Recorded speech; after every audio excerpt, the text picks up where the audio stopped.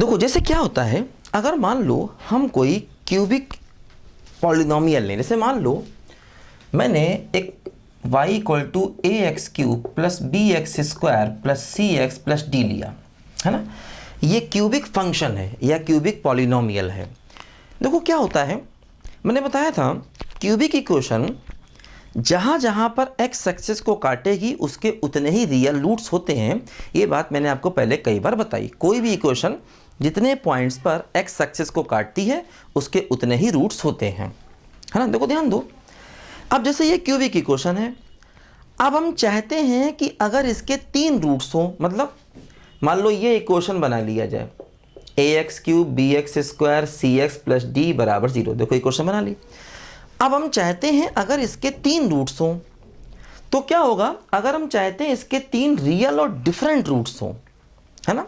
हम चाहते हैं we want 3 real and different roots, है ना। हम इसके 3 रियल और डिफरेंट रूट्स चाहते हैं।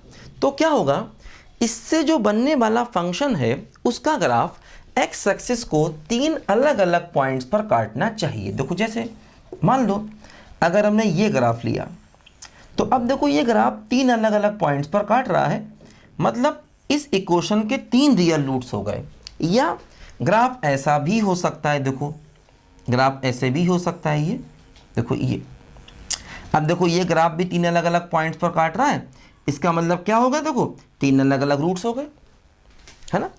तो अगर हम चाहते हैं इस इक्वेशन के 3 अलग अलग रियल रूट्स हों तो उससे बनने वाला ग्राफ इस एक्स एक्सिस को 3 अलग अलग पॉइंट पर काटना चाहिए। देखो ध्यान दो, जैसे मान लो अगर ग्राफ एक्स एक्सिस को टच कर जाए फिर काट जाए तो अब इसका मतलब रूट्स अब भी 3 रियल हैं, लेकिन देखो 2 रूट्स बराबर हैं। ध्यान दो, टच करने का मतलब हो गया 2 रूट्स इक्वल और 1 रूट अलग।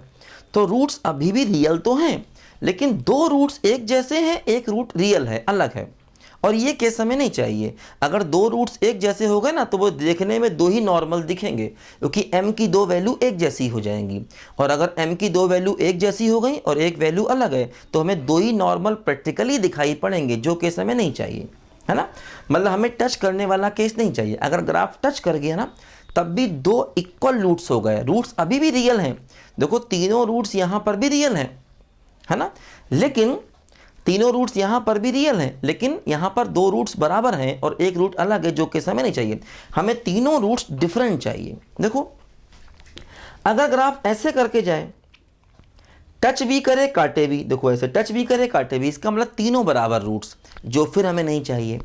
तो हमें ये पहले दूसरे दोनों केसेस चाहिए अगर हम चाहते हैं कि हमें 3 रूट्स रियल और डिफरेंट मिले। देखो क्या हो गया, अब जैसे यहाँ पर अब क्या ऐसा करें जिससे ग्राफ इस तरीके से पास हो। देखो क्या हो रहा है, जैसे ये वो पॉइंट है जहाँ पर फंक्शन का डिफरेंशिएशन 0 है और ये वो पॉइंट है जहाँ पर टेंजेंट एक्स एक्सिस के पैरेलल है, और टेंजेंट एक्स एक्सिस के पैरेलल का मतलब डिफरेंशिएशन 0। मतलब जैसे अगर हम इसका डी वाई डी एक्स निकालें और उसको 0 करें तो उससे हमें x की 2 वैल्यू मिलेंगी, एक अल्फ़ा और एक बीटा, है ना। मतलब उससे हमें x की 2 अलग अलग वैल्यू मिलनी चाहिए, एक अल्फ़ा और बीटा, है ना। देखो जैसे मान लो ये अल्फ़ा है और मान लो ये बीटा है। अब क्या हुआ, देखो अल्फ़ा पर फंक्शन पॉजिटिव है और बीटा पर फंक्शन नेगेटिव है। देखो यहाँ पर क्या हो रहा है, मान लो ये अल्फ़ा है ये बीटा, यहाँ उल्टा हो रहा है, अल्फ़ा पर फंक्शन नेगेटिव है, देखो बीटा पर फंक्शन पॉजिटिव। देखो ये टेंजेंट एक्स एक्सिस के पैरेलल और देखो ये भी टेंजेंट एक्स एक्सिस के पैरेलल। तो इसका मतलब ये हुआ कि डिफरेंशिएशन को 0 करके जो x मिलना चाहिए, ठीक, उस x पर y की वैल्यू निकालें, जैसे y अल्फ़ा निकालें और y बीटा निकालें। तो अगर y अल्फ़ा पॉजिटिव है और y बीटा नेगेटिव है तो देखो इन दोनों का प्रोडक्ट नेगेटिव हो जाएगा, ध्यान दो,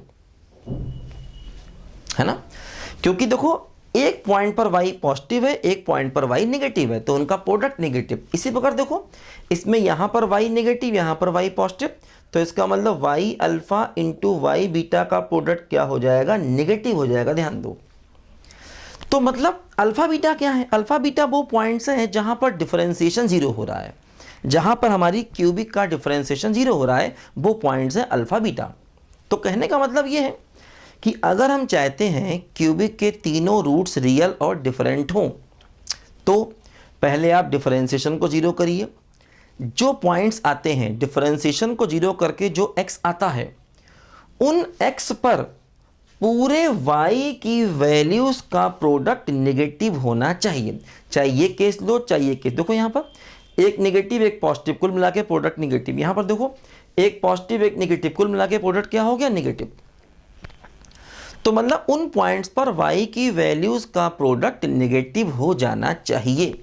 अगर ऐसा हो गया तो क्यूबिक के तीनों रूट्स क्या हो जाएंगे? रियल और डिफरेंट हो जाएंगे, ध्यान रखो।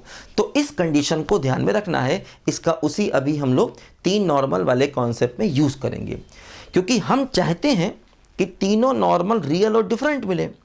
तो तीनों नॉर्मल अगर रियल और डिफरेंट मिलेंगे तो इसी कंडीशन की हेल्प लेनी पड़ेगी, है ना।